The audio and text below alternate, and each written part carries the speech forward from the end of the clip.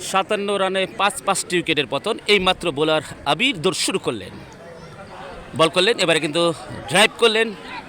একটি রান কিন্তু পাবেন দুই ব্যাটসম্যান, আরেকটি রান।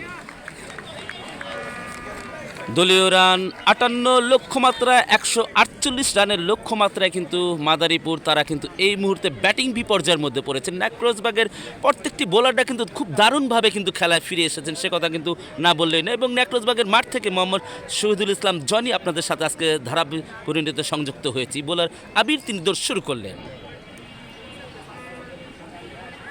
বল করলেন, এবারে কিন্তু লেগ স্ট্যাম্পের অনেক বাইরে ছিল বলটি।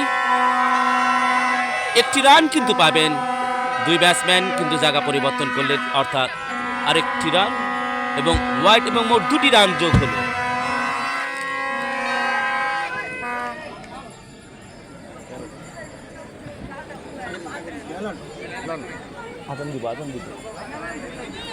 দলীয় রান 60, 5 উইকেটের বিনিময়ে।